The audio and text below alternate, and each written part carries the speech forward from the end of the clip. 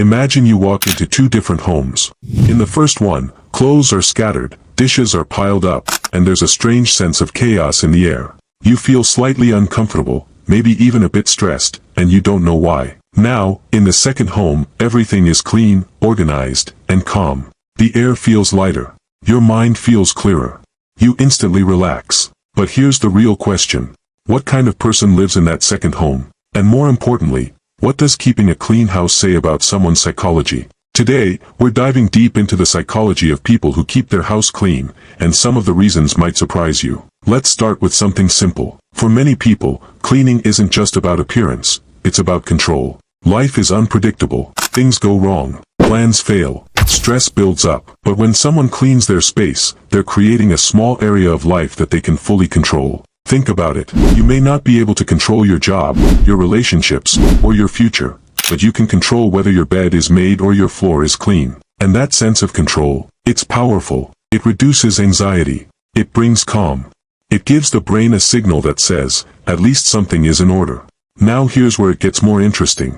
People who keep their homes clean often have a strong connection between their environment and their mental state. In psychology, there's something called external order creates internal clarity. In simple terms, when your surroundings are clean and organized, your thoughts tend to become clearer too. That's why messy environments can feel overwhelming. Your brain is constantly processing everything it sees, the clutter, the disorder, the unfinished tasks. It's like having too many tabs open in your mind. But when things are clean, it's like closing those tabs one by one. And suddenly, your mind can breathe. But not everyone cleans for the same reason. Some people clean because they are naturally disciplined. These are the types of people who value structure. They like routines. They enjoy knowing that things are in their proper place. For them, cleaning isn't stressful, it's satisfying. It's almost like a reward system in the brain. Every time they organize something, they feel a small sense of achievement. And over time, that builds a habit. Then there are people who clean as a way to cope with stress.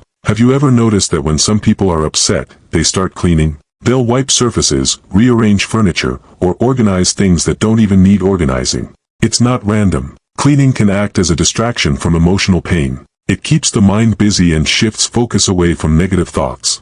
It's a healthy coping mechanism, as long as it doesn't become extreme. And yes, there is another side to this. Sometimes, a very clean home can be linked to perfectionism. These individuals may feel uncomfortable if things are out of place. They might get anxious over small messes that others would ignore. For them, cleaning isn't just a habit, it's a need.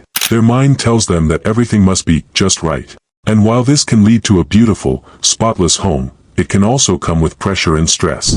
Now here's something most people don't realize. Clean spaces don't just affect the person living there, they affect everyone who enters. When you walk into a clean environment, your brain automatically associates it with safety, stability, and calmness. That's why hotels, offices, and even luxury spaces invest so much in cleanliness. It's not just about looks, it's about how it makes people feel. Let's talk about identity. For some people, keeping a clean home is part of who they are. It reflects their values, discipline, responsibility, and self-respect. Because think about it. How you treat your space often reflects how you treat yourself. If someone consistently takes care of their environment, it usually means they care about their well-being too. They see themselves as someone who deserves a clean, peaceful space. But here's the twist. Not everyone who keeps a clean house is naturally organized. Some people had to learn it. Maybe they grew up in a messy environment and decided they wanted something different. Maybe they realized that clutter was affecting their mood and made a change. Or maybe, they simply built the habit over time. Which means this. Keeping a clean space is not just a personality trait, it's a skill. And like any skill, it can be learned. Now let's flip the perspective for a moment. What happens when someone stops caring about cleanliness? Psychologically, it can sometimes be a sign of something deeper. Low energy, stress, burnout, or even depression can make simple tasks like cleaning feel overwhelming. It's not laziness. It's the brain struggling to find motivation. That's why psychologists often suggest small steps, like making your bed or cleaning one corner of a room. Because even a small act of order can create a ripple effect in the mind.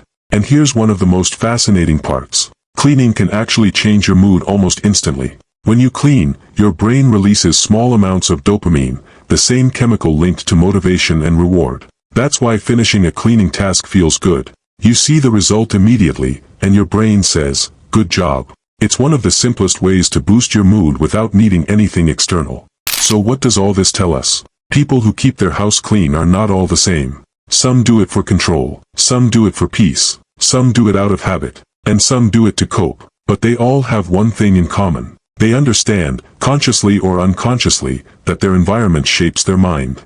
So the next time you clean your room, don't think of it as just a chore. Think of it as resetting your mind. Because sometimes, the fastest way to clear your thoughts isn't to think harder.